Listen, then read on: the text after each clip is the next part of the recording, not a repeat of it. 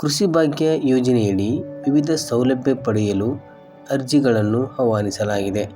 ರೈತರಿಗೆ ಸಿಗಲಿದೆ ಶೇಕಡಾ 90ರಷ್ಟು ಸಹಾಯಧನ. ಅರ್ಜಿ ಸಲ್ಲಿಸುವುದು ಹೇಗೆ ಎಂಬುದನ್ನು ನೋಡ್ತಾ ಹೋಗೋಣ. ಕರ್ನಾಟಕ ರಾಜ್ಯ ಸರ್ಕಾರವು ರೈತರ ಕಲ್ಯಾಣಕ್ಕಾಗಿ ಪ್ರತಿ ವರ್ಷ ಹೊಸ ಯೋಜನೆಗಳನ್ನು ಜಾರಿಗೆ ತರುತ್ತಿದೆ.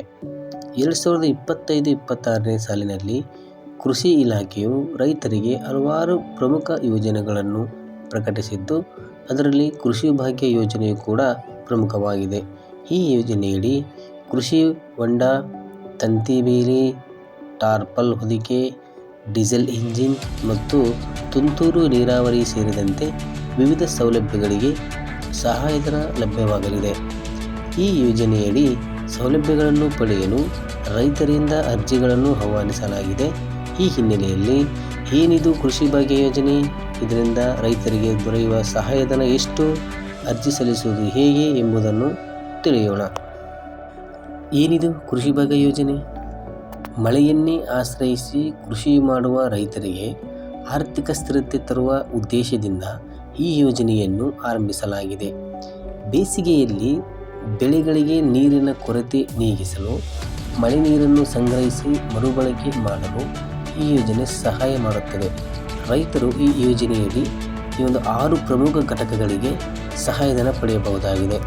ಇವೆಲ್ಲ ಘಟಕಗಳನ್ನು ಒಂದೊಂದಾಗಿ ನಿಮಗೆ ತಿಳಿಸ್ತಾ ಹೋಗ್ತೀನಿ.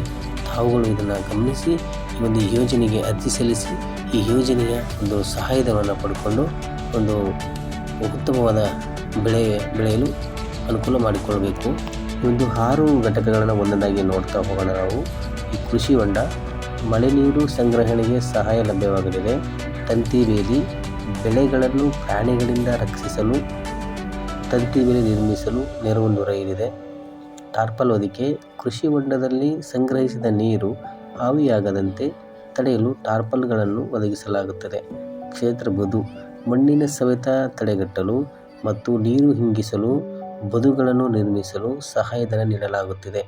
ಡೀಸೆಲ್ ಇಂಜಿನ್, ಕೃಷಿ ಕಾರ್ಯಗಳಿಗೆ ನೆರವು ಡೀಸೆಲ್ ಸಬ್ಸಿಡಿ ಕೂಡ ಲಭ್ಯವಾಗಲಿದೆ. ತುಂತುರು ನೀರಾವರಿ, ನೀರಿನ ಸಮರ್ಥ ಬಳಕೆಗೆ ತುಂತುರು ನೀರಾವರಿ ಪದ್ಧತಿ ಅಳವಡಿಕೆಗೆ ಯೋಜನೆಯಡಿ ಸಹಾಯಧನ ನೀಡಲಾಗುತ್ತದೆ. ಈ ಯಾವ್ಯಾವ ಯೋಜನೆಯಡಿ ಎಷ್ಟು ಸಬ್ಸಿಡಿ ಬಂದು ನೋಡ್ತಾ ಹೋಗೋಣ. ಈಗ ಕೃಷಿ ಹೊಂಡ ನಿರ್ಮಾಣಕ್ಕೆ ಎಷ್ಟು ಸಹಾಯಧನ ಅಂದರೆ ಶೇಕಡಾ 90ರಷ್ಟು ಸಬ್ಸಿಡಿ ಯೋಜನೆಯಡಿ ಕೃಷಿ ಹೊಂಡವನ್ನು ನಿರ್ಮಾಣ ಮಾಡಿಕೊಳ್ಳಲು ಸಾಮಾನ್ಯ ವರ್ಗಕ್ಕೆ ಸೇರಿದ ರೈತರಿಗೆ ಶೇಕಡಾ 80ರಷ್ಟು ಹಾಗೂ ಪರಿಶಿಷ್ಟ ಜಾತಿ ಮತ್ತು ಪರಿಶಿಷ್ಟ ಪಂಗಡ ವರ್ಗಕ್ಕೆ ಸೇರಿದ ಫಲಾನುಭವಿಗಳಿಗೆ ಶೇಕಡಾ 90ರಷ್ಟು ಸಹಾಯಧನ ನೀಡಲಾಗುತ್ತದೆ. ನಂತರ ದೇಶಿ ತಳಿಗಳ ಸಂರಕ್ಷಣೆ, ಜಿಲ್ಲೆಯಲ್ಲಿರುವ ದೇಶಿ ತಳಿಗಳ ಸಂರಕ್ಷಣೆಗೆ ವಿಶೇಷ ಒತ್ತು ನೀಡಲಾಗುತ್ತದೆ. ರೈತರ ಹೆಸರಿನಲ್ಲಿ ತಳಿಗಳನ್ನು ಸಂಗ್ರಹಿಸಿ ಭವಿಷ್ಯದಲ್ಲಿ ಅವುಗಳಿಗೆ ಪೇಟೆಂಟ್ ಪಡೆಯಲು ಸಹಾಯ ನೀಡಲಾಗುತ್ತದೆ. ಈಗಾಗಲೇ 12 ದೇಶಿ ತಳಿಗಳನ್ನು ಸಂಗ್ರಹಿಸಲಾಗಿದೆ. ನಿಮ್ಮ ಬಳಿ ಯಾವುದೇ ದೇಶಿ ತಳಿಗಳು ಮಾಹಿತಿ ಇದ್ದರೆ ಹತ್ತಿರದ ರೈತರ ಸಂಪರ್ಕ ಕೇಂದ್ರ ಅಥವಾ ಸಹಾಯಕ ಕೃಷಿ ನಿರ್ದೇಶಕರ ಕಚೇರಿಯನ್ನು ಸಂಪರ್ಕಿಸಬಹುದಾಗಿದೆ. ಅರ್ಹತಾ ಮಾನದಂಡಗಳೇನು? ಕೃಷಿ ಭಾಗ್ಯ ಯೋಜನೆಗೆ ಅರ್ಹತಾ ಮಾನದಂಡಗಳು ಈ ಕೆಳಗಿನಂತಿವೆ. ಭೂಮಿ, ರೈತರು 1 ಎಕರೆ ಅಥವಾ ಅದಕ್ಕಿಂತ ಹೆಚ್ಚಿನ ಕೃಷಿ ಭೂಮಿಯನ್ನು ಹೊಂದಿರಬೇಕು. ಹಣಕಾಸು ನೆರವು ಏನಪ್ಪ ಅಂದರೆ ಕಳೆದ 3 ವರ್ಷಗಳಲ್ಲಿ ಪಂಪ್ಸೆಟ್ ಅಥವಾ ಹನಿ ನೀರಾವರಿ ಸಬ್ಸಿಡಿ ಪಡೆದ ರೈತರು ಈ ಒಂದು ಯೋಜನೆಯಡಿಯಲ್ಲಿ ಆ ಘಟಕಗಳಿಗೆ ಮತ್ತೆ ಸಹಾಯಧನ ಪಡೆಯಲು ಅರ್ಹರಲ್ಲ.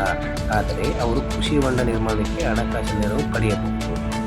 ರೈತ ಗುರುತಿನ ಸಂಖ್ಯೆ, ಯೋಜನೆಯ ಲಾಭ ಪಡೆಯಲು ರೈತರು ಕಡ್ಡಾಯವಾಗಿ ರೈತ ಗುರುತಿನ ಸಂಖ್ಯೆ FID ಫಾರ್ಮರ್ ಐಡೆಂಟಿಟಿ ನಂಬರನ್ನು ಹೊಂದಿರಬೇಕಾಗುತ್ತದೆ. ಸೊ ಬ್ಯಾಂಕ್ ಖಾತೆ, ಫಲಾನುಭವಿಗಳು ತಮ್ಮ ಹೆಸರಲ್ಲಿಯೇ ಬ್ಯಾಂಕ್ ಖಾತೆಯನ್ನು ಹೊಂದಿರಬೇಕು. ಈ ಖಾತೆಯು ಸಹಾಯಧನ ಪಡೆಯಲು ಅಗತ್ಯವಾಗಿರುತ್ತದೆ. ಈ ಯೋಜನೆಗೆ ಅರ್ಜಿ ಸಲ್ಲಿಸುವ ವಿಧಾನ. ಪ್ರಸ್ತುತ ಈ ಯೋಜನೆಯು ಕೆಲವು ಆಯ್ದ ಜಿಲ್ಲೆಗಳಲ್ಲಿ ಜಾರಿಯಲ್ಲಿದೆ. ಅದರ ರೈತರು ನೇರವಾಗಿ ತಮ್ಮ ಹೋಬಳಿ ವ್ಯಾಪ್ತಿಯಲ್ಲಿರುವ ರೈತ ಸಂಪರ್ಕ ಕೇಂದ್ರಕ್ಕೆ ಭೇಟಿ ನೀಡಿ ಅಗತ್ಯ ದಾಖಲಾತಿಗಳೊಂದಿಗೆ ಅರ್ಜಿಯನ್ನು ಸಲ್ಲಿಸಬಹುದು. ಅರ್ಜಿ ಪ್ರಕ್ರಿಯೆ ಹಂತಗಳು. ಅರ್ಜಿ ಸಲ್ಲಿಕೆ. ರೈತರು ತಮ್ಮ ಹತ್ತಿರದ ರೈತ ಸಂಪರ್ಕ ಕೇಂದ್ರ ಅಥವಾ ತಾಲೂಕು ಸಹಾಯಕ ಕೃಷಿ ನಿರ್ದೇಶಕರ ಕಚೇರಿಗೆ ತೆರಳಿ ಅರ್ಜಿ ಸಲ್ಲಿಸಬೇಕು. ಕ್ಷೇತ್ರ ಪರಿಶೀಲನೆ. ನಿಮ್ಮ ಅರ್ಜಿಯ ಪರಿಶೀಲನೆ ನಂತರ ಕೃಷಿ ಅಧಿಕಾರಿಗಳು ನಿಮ್ಮ ಹೊಲಕ್ಕೆ ಭೇಟಿ ನೀಡಿ ಸ್ಥಳ ಪರಿಶೀಲನೆ ಮಾಡುತ್ತಾರೆ. ಕಾರ್ಯಾದೇಶ. ಪರಿಶೀಲನೆ ನಂತರ ಅರ್ಹ ರೈತರಿಗೆ 1 ವಾರದೊಳಗೆ ಕಿಸಾನ್ ತಂತ್ರಾಂಶದ ಮೂಲಕ ಕಾರ್ಯಾದೇಶ ಮತ್ತು ಅಂದಾಜು ಪಟ್ಟಿ ನೀಡಲಾಗುತ್ತದೆ. ಈ ಯೋಜನೆಯ ಅನುಷ್ಠಾನ ಹೇಗೆ ಮಾಡ್ತಾರೆ ಅಂತಂದರೆ, ಈ ಆದೇಶದ ಪ್ರಕಾರ ರೈತರು ಕೃಷಿ ಹೊಂಡ, ತಂತಿ ಬೇಲಿ, ಸೂಕ್ಷ್ಮ ನೀರಾವರಿ ಇತ್ಯಾದಿ ಘಟಕಗಳನ್ನು ಅಳವಡಿಸಲು ಪ್ರಾರಂಭಿಸಬಹುದು. ಈ ಪ್ರಗತಿಯನ್ನು GPS ಫೋಟೋಗಳ ಮೂಲಕ ದಾಖಲಿಸಲಾಗುತ್ತದೆ. ಆರ್ಥಿಕ ನೆರವು ಬಿಡುಗಡೆ ಹೇಗೆ ಮಾಡ್ತಾರೆ ಅಂತಂದರೆ, ಎಲ್ಲ ಘಟಕಗಳ ಅನುಷ್ಠಾನ ಪೂರ್ಣಗೊಂಡ ನಂತರ ಅಗತ್ಯ ದಾಖಲಾತಿಗಳನ್ನು ಸಲ್ಲಿಸಬೇಕು. ಅಧಿಕಾರಿಗಳ ಅಂತಿಮ ಪರಿಶೀಲನೆಯ ನಂತರ ಯೋಜನಾ ವೆಚ್ಚವನ್ನು ರೈತರ ಖಾತೆಗೆ ವರ್ಗಾಯಿಸಲಾಗುತ್ತದೆ.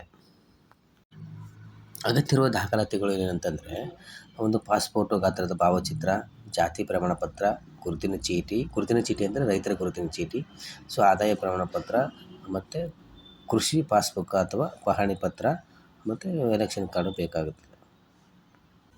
ಈ ಒಂದು ಯೋಜನೆ ಬಗ್ಗೆ ಹೆಚ್ಚಿನ ಮಾಹಿತಿಗಾಗಿ ನೀವು ರೈತ ಕರೆ ಕೇಂದ್ರದ ಸಹಾಯವಾಣಿಯಲ್ಲಿರ್ತಕ್ಕಂಥ 1800 425 3553ಗೆ ಕರೆ ಮಾಡಿ ಈ ಒಂದು ಯೋಜನೆ ಬಗ್ಗೆ ಹೆಚ್ಚಿನ ಮಾಹಿತಿಯನ್ನು ಪಡ್ಕೋಬೋದಾಗಿದೆ.